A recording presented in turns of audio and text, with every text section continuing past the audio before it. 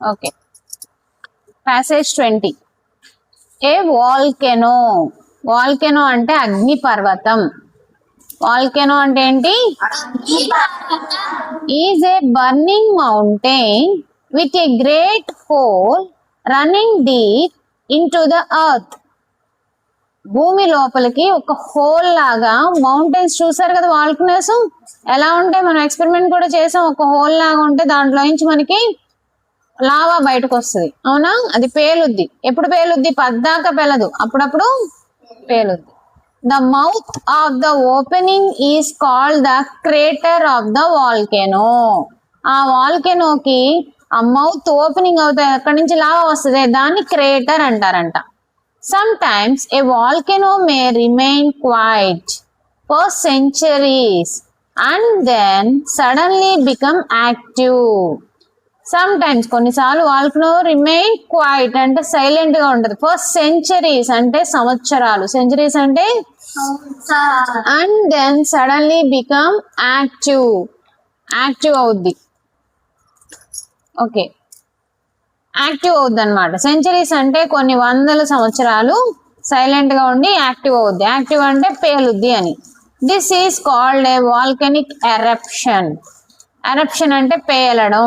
And great clouds of ash, dust, gas and steam rise from the crater accompanied by a loud noise.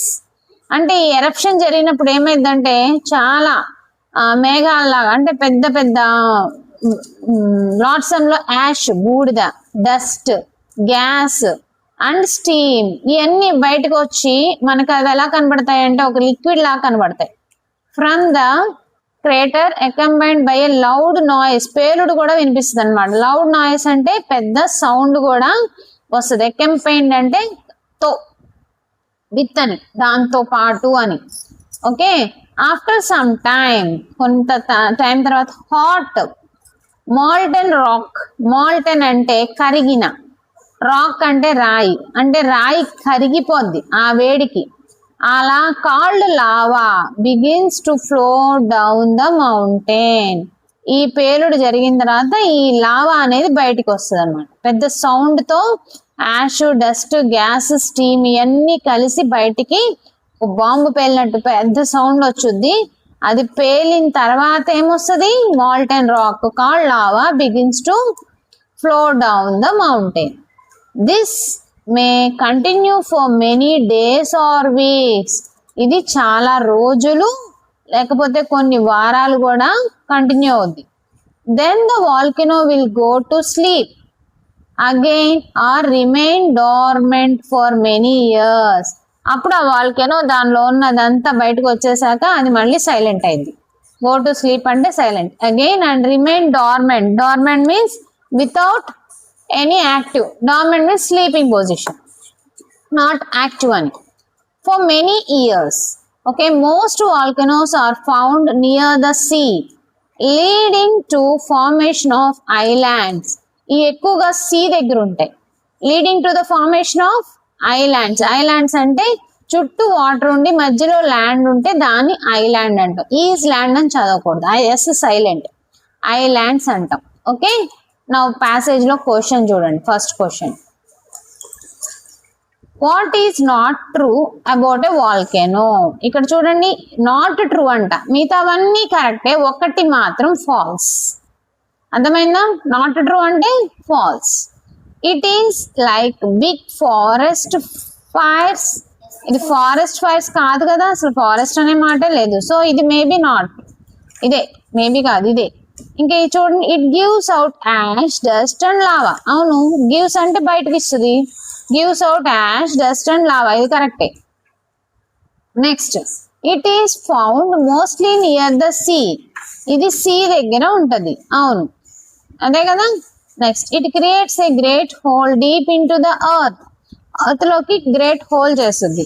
అవును కదా, volcano అంటే earth లోపలికి వెళ్ళే hole. So answer is A.